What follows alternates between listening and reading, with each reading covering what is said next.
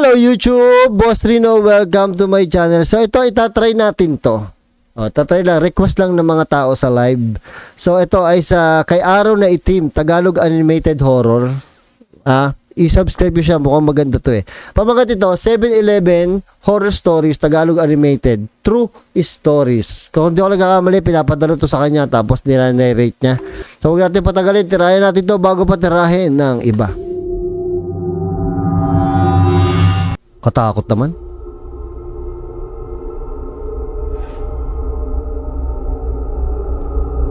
Pamagat ito ay Putik. Gusto ko lang pong i-share ang isa sa natatangi kong karanasan nung minsang nagtatrabaho ako bilang cashier sa 7-Eleven dito sa Parañaque. Gabi po yun at malakas ang hangin at ulan. May mga customer pa rin namang pumapasok pero kakaunti lang. May ilang tambay din, mga hindi bumibili at naghihintay tumigil ang ulan. Matumal ang benta nung araw dahil nga wala masyadong customer. Panay lang ang lampaso namin ng kashift ko nun dahil pinapasok na ng tubig yung store. Naghahalakhakan kami nun. Lugi na naman ang shop, sabi ng kashift kong si Ronel. At least bayad, sabi ko naman. Sa bagay, petiks naman dahil walang customer, sang-ayon ni Ronel. Papabalik na kami noon sa counter nang may tumulak sa pinto. Malakas na pagtulak. Muntik pa kaming tamaan ni Ronel kung hindi lang kami nakailag. Pagtingin namin sa pinto, wala namang tao. Patay. Doon na kami nagkatinginan ni Ronel. Pareho kaya kami nang iniisip na baka hangin lang yun? Ang lakas talaga ng hangin no? Nakahinga ako ng maluwag nang sabihin niya yun. Tapos ilang saglit lang, hindi namin namamalayan na may bata na sa labas ng pinto. Tangina. Mga 10 o 9 years old siguro. Gusgusin saka gula-gulanit ang damit. Alam mo yung parang itsura ng mga batang hamog na sumisinghot ng rugby? Ganun-ganun. Pumasok ang bata sa pinto. Basang-basa ang katawan ng bata. Tsaka parang iba yung kulay ng katawan niya. Parang matagal nang nababad sa tubig. Papalabasin ko sana yung bata, pero naawa ako. Hindi rin naman pinalabas ni Ronel yung bata, kaya hinayaan ko na lang. Nang tumayo ito sa tapat ng lalagyan ng ice cream, ay pinagmasdan ko ang bata. Nakapwesto na ako noon sa counter. Napakaraming itim na tubig sa sahig kung saan siya nakatayo. Tuloy-tuloy na tumutulo mula sa kanyang katawan. Gusto ko na siyang paalisin dahil mahihirapan na naman kaming mag-map. Pero di ko talaga magawa. Ayaw rin namang lapitan ni Ronel. Sinusubukan ng bata na buksan yung ref na puno ng ice cream, pero hindi niya magawa. Aalis na sana ako ng counter para tulungan yung bata nang mapansin kong puno ng putik ang kanyang buong katawan. Pagkatapos humarap sa akin yung bata. Lumuha ng kulay itim na likido. Yeah! Pagkatapos nun ay malungkot na tumingin sa akin yung bata. Putang ina ka, creepy. Hoy pare, may nakapila na sa'yo. Doon lang ako bumalik sa ulirat. Tapos bigla na lang nawala yung bata. Pagkalipas ng araw na yon, ibinalita sa akin ni Ronel na nalunod daw yung isa sa mga kaklose niyang bata. Binibigyan pa naman daw niya yon ng ice cream paminsan-minsan. Sa creek na malapit sa kinatitirikan ng shop. Nangilabot ako nun. Agad ko sinabi kay Ronel, hindi kaya multo niya yung nakita natin? Yung pumasok sa store nung bumukas yung pinto? Tapos binubuksan yung ref. Napamura si Ronel. Gago. Wala namang batang pumasok nung bumukas yung pinto.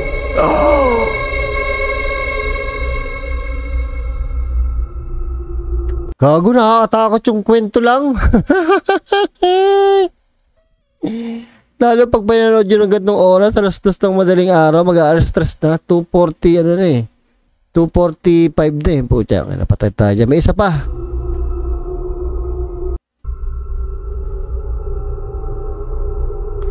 Pamagat ito, Kaibigan.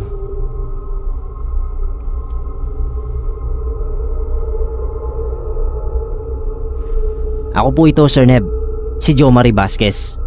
Nang nabasa ko po ang post mo sa YouTube na magbigay ng kwento o mga nakakatakot na eksena sa 7-Eleven, naisip ko po agad na ikwento itong storya ko. Hindi po ito paranormal, pero sana po ay maisama. 2:58 ng madaling araw. Ay puta, patay na 2:58. Naisip kong mag 7-Eleven dahil nakaramdam ako ng biglaang pagkagutom. Ako po ay nakatira sa Tatalon, kaya ang mga dadaanan ko po ay eskinita bago makalabas sa mismong BC Road, malapit sa La Funeraria Pass. Bago pa man ako makalabas ng kalsada, may nakita akong lalaking nakaitim na hoodie.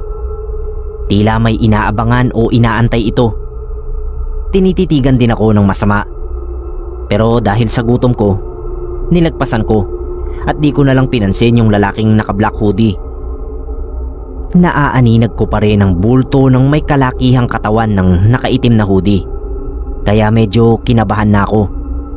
Gayunpaman, napagpasyahan ko pa rin na umuwi na dahil nabili ko na yung Slurpee at donut na palaging binibili ko sa nasabing convenience store.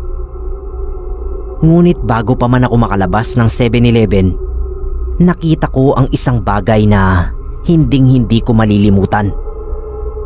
Pagtingin ko sa labas, yung lalaking naka-black hoodie ay may sinasaksak. Para bang baboy lang ang sinasaksak niya dahil sa dami ng pag-indayog ng saksak dun sa biktima. Pagkatapos nun, mabilis na tumakbo ito na tila ba di magpapahuli. Natulala at napanganga ako saglit dahil sa pagkabigla at pagkahilakbot. Nang makabalik na ako sa aking wisyo, tinignan ko ang biktimang sinaksak. Nagulat at nagulantang ako dahil yung taong biktima ay ang matalik kong kaibigan. Oh shit. Napag-alaman ng mga pulis na ang ugat ng karumal-dumal na pangyayari ay dahil sa selos nito sa kaibigan ko na syota na ngayon nito. Di matanggap nung lalaking naka-hoodie na hiwalay na sila nung babae, kaya nagawa niya ang krimeng yun. Sa loob ko, hindi ko pa rin maalis ang panghihinayang. Kung alam ko lang, sana may nagawa ako. Sana buhay pa yung kaibigan ko.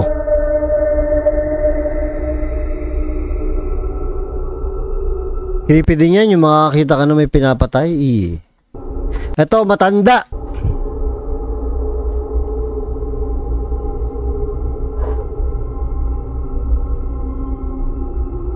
Magandang gabi po sa lahat, lalong-lalo na sa mga kapasta.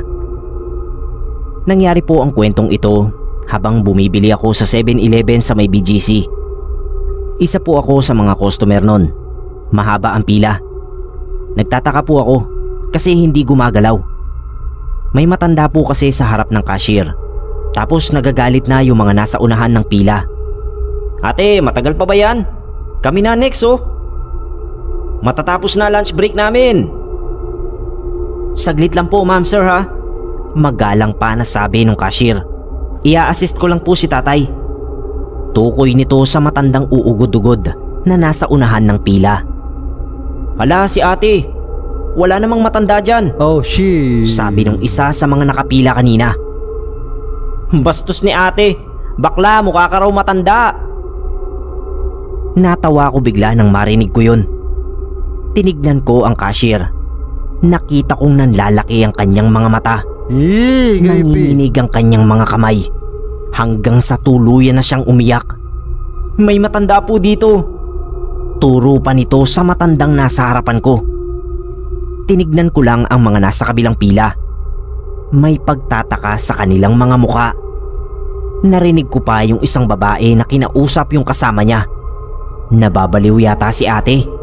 Bulong pa nito. Tinignan ko ang babae na hindi pa rin tumitigil sa pag-iyak. Hinihintay kong umalis ang matanda bago ako lumapit. Inabot ko sa kanya ang siopaw at tubig na bibilhin ko. "Huwag kang mag-alala, nakita ko rin yung matanda." Oh shit. Pagpapagaan ko sa loob ni ate. Kumunot ang noo niya bago nagsalita. "Ibig mo po sabihin, nakita niyo rin po yung itsura?" "Hindi. Bakit? Ano bang itsura?" Tanong ko. "Nag-iba po yung itsura nung lumapit ka sa akin." Oh my God. Parang halimaw. Tinubuan po ng sungay. Pagkasabi niya nun, nakita ko sa gilid ng mga mata ko ang nakangiting mukha ng matanda. Nakangisi sa akin. Parang ngiti ng mga tambay na nantitrip sa taong dumadaan. Napa-sign of the cross ako. Pagkatapos nun, mabilis akong lumabas ng 7-Eleven at panay ang linga sa paligid. Baka kasi mamaya, sinusundan pala ako ng demonyong matanda. Creepy ng kwento. Eto, pagpag. Diyan maraming multo sa McDonald's at sa 7-Eleven kasi diyan nagpapagpag yung mga dapat magpagpag eh.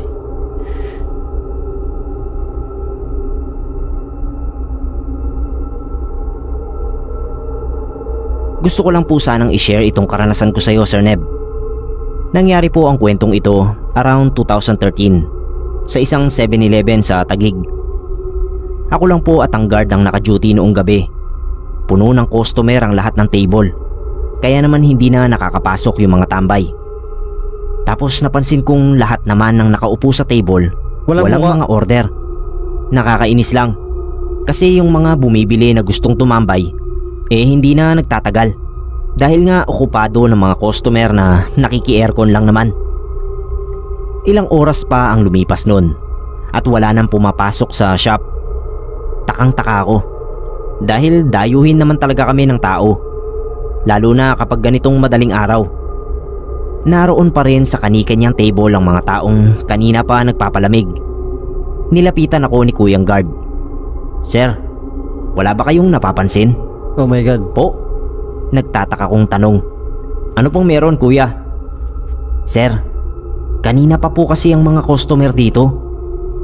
Hindi pa po nagsisimula yung shift nyo, nakaupo na sila. Wala pa ring umaalis sa kanila kahit isa." "Kuya naman, nagpapa-aircon lang ang mga yan. Tsaka baka hindi pa po dumadating yung mga hinihintay nila. 6 hours na ang nakakalipas, wala man lang umaalis.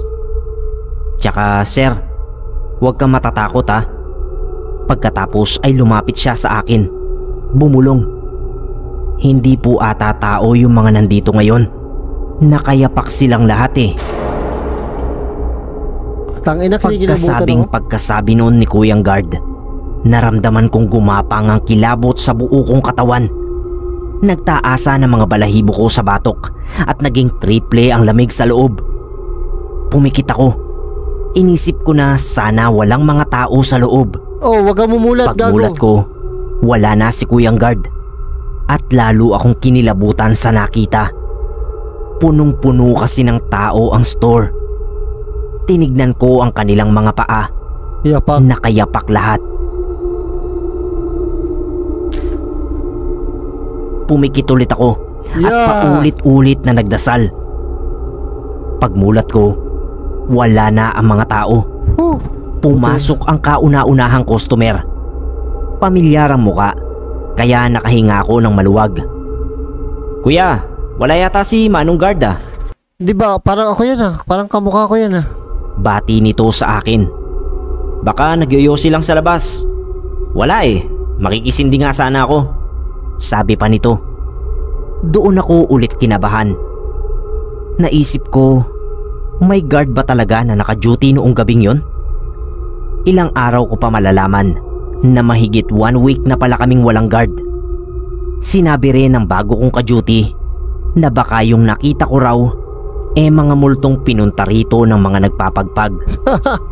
Sabi ko din. Sira ulo kasi ang mga tao no? Gawin ba namang pagpag-stop itong 7-Eleven?